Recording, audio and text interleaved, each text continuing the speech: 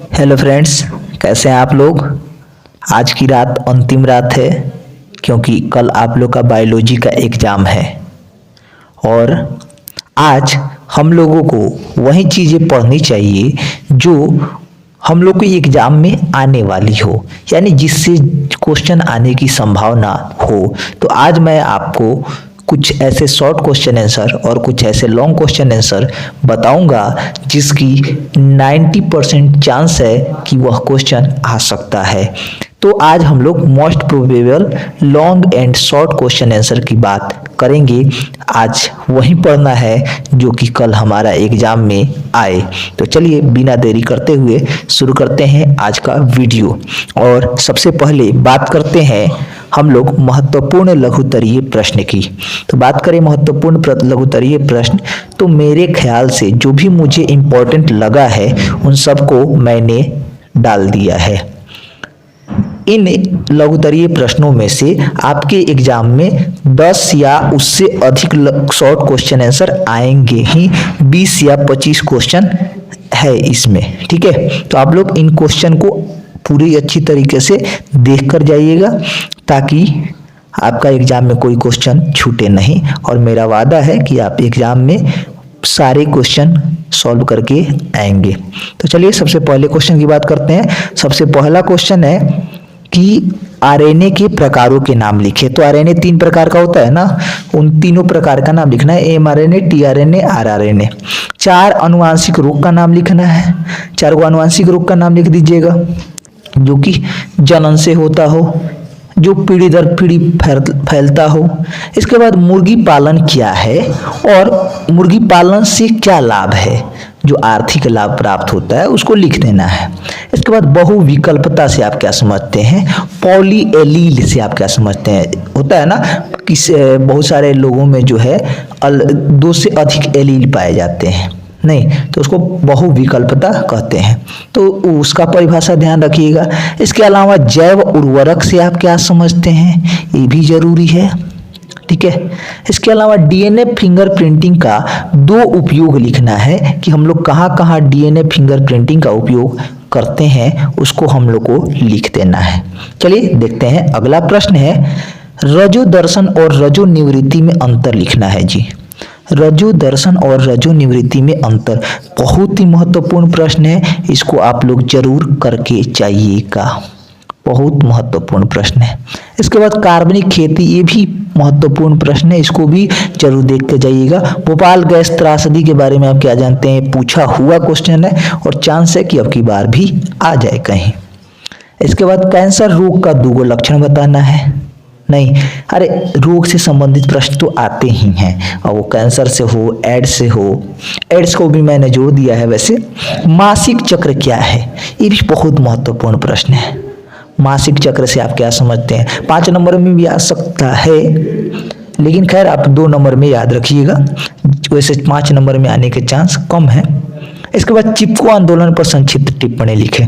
इसको तो आप 2 नंबर के लिए तैयार करेंगे ही, हो सकता है कि 5 नंबर में भी यह प्रश्न सेम इसी टाइप का आ जाए, ठीक है। तो उसको विस्तार में थोड़ा पढ़ लीजिएगा। इसके आगे है अगला प्रश्न, ग्रीन हाउस गैस क्या से आप क्या समझते हैं, ग्रीन हाउस प्रभाव। तो जो गर्मी बढ़ने के कारण, कार्बन डाइऑक्साइड की मात्रा बढ़ने के कारण जो पृथ्वी का तापमान बढ़ रहा है और जो पेड़ पौधों पर प्रभाव पड़ रहा है उसको लिखना है आपको, तो इसको भी अच्छे से पढ़ लीजिएगा। इसके अलावे है उत्परिवर्तन प्रजनन से आप क्या समझते हैं, ये भी बहुत महत्वपूर्ण प्रश्न है और एग्जाम में आने वाला क्वेश्चन है। देखिए मैं जितना क्वेश्चन दे रहा हूँ ना उसके साथ कारण है कि वह प्रश्न आएगा ही क्यों आएगा, ठीक है। इसके आगे देखिए अगला क्वेश्चन है, टीकाकरण से आप क्या समझते हैं। अब टीकाकरण और एक वर्ड और है प्रतिरक्षीकरण, ये दोनों में से एक परिभाषा तो एग्जाम में आना ही है और हो सकता है कि दोनों परिभाषा को एक साथ भी पूछ ले। नहीं, 2 परिभाषा लिखने के लिए दे दे प्रतिरक्षीकरण 5 नंबर में, ठीक है। इसके अलावा आगे देखिए, इसके आगे है रेशम के 4 गो किस्म का नाम लिखना है। तो जो भी आपने पढ़ा है ना, रेशम का टाइप, बीटा कपास, टी कपास, ये सब आपको लिखना है। इसके बाद मोनोकॉर्पिक फल क्या होता है, ये ध्यान में रखना है। मोनोकॉर्पिक आरएनए पॉलीमरेज एंजाइम क्या होता है, नहीं, जो कि डीएनए को काटता है, ये सब ध्यान में रखना आपको। इसके बाद बीटा डीएनए क्या है, जेड डीएनए क्या है, इन दोनों में क्या अंतर है उसको लिखना है। भारत के कौन 4 गो राष्ट्रीय उद्यान का नाम लिख देना है और इसका जगह का नाम भी लिख दीजिएगा। इसके बाद है गुणसूत्र उत्परिवर्तन से आप क्या समझते हैं, इसको लिखना है। तो ये सभी क्वेश्चन जो है लघुत्तरीय, ये बहुत ही महत्वपूर्ण है और आपको इनको अच्छे से पढ़कर जाना है। इसके अलावे टाइम मिले तभी जाके दूसरा क्वेश्चन पढ़िएगा, ठीक है। चलिए अब बात करते हैं महत्वपूर्ण दीर्घोत्तरीय प्रश्न की। ये क्वेश्चन भी मैंने काफी इंपॉर्टेंट लिए हैं और मैं आपको दावा के साथ कहता हूं कि इसमें से आपके एग्जाम में 4 से 5 क्वेश्चन रहेंगे ही रहेंगे, ठीक है। और इसमें से तो आपको 3 ही क्वेश्चन बनाने हैं। तो चलिए क्वेश्चन देखते हैं जल्दी से। सबसे पहला क्वेश्चन है निम्नलिखित पर टिप्पणी करें। निम्नलिखित पर टिप्पणी करें, किस पर टिप्पणी करना है जी, तो पौधे का प्रदूषण नियंत्रण में क्या महत्व है, नहीं, पौधे जो हैं प्रदूषण नियंत्रण में क्या महत्व रखते हैं। डेयरी फार्म प्रबंधन क्या है, इसको भी ध्यान रखना है। और मुर्गी पालन और उसका लाभ, जिसमें से आपका ये वाला जो है पौधे का प्रदूषण नियंत्रण में महत्व और डेयरी फार्म प्रबंधन, ये आपके मॉडल पेपर में भी दिया है। मुर्गी पालन और उसके लाभ आपके सेंटअप एग्जाम में पूछा था। तो इन तीनों में से कौन दूगो जो है कहेगा कि इस पर टिप्पणी कीजिए, ठीक है, चांस है आने का। अगला क्वेश्चन देखिए। अगला क्वेश्चन है कि परागकण की संरचना का सचित्र वर्णन एवं उसके अंगों के कार्यों को लिखें, ठीक है। तो सबसे पहले परागकण, लघु बीजानी धानी क्या होता है, दीर्घ बीजानी धानी क्या होता है, ये सब लिखना है। पुंकेसर, स्त्रीकेसर सब लिखना है और इन सब का काम क्या है, साथ में इसकी भी चर्चा करना है। तो चित्र भी बनाना है परागकण का, लघु बीजाणु धानी का, और उसके अंगों का काम लिखना है, पुंकेसर का, स्त्रीकेसर का, सबका कार्य भी लिखना है, ठीक है। चलिए अब देखिएगा अंतिम क्वेश्चन देखिए। एक रोग से संबंधित सवाल जो है आपके एग्जाम में हो सके तो आ जाए। वैसे ये क्वेश्चन भी पूछा हुआ है, लेकिन मुझे लगता है कि इस बार कहीं ये प्रश्न आ सकता है, इसलिए मैंने डाल दिया है। एड्स रोग के लक्षण, कारण एवं रोकथाम के उपाय को लिखें। जरूर एक बार पढ़कर जाइएगा, ठीक है। वैसे ये प्रश्न पूछा हुआ है, फिर भी मैं आपको कह रहा हूं कि इसको पढ़कर जाइएगा, ठीक है। चलिए बात करते हैं अगला क्वेश्चन देखिए। अगला है कृषि में जैव प्रौद्योगिकी की भूमिका का वर्णन करें।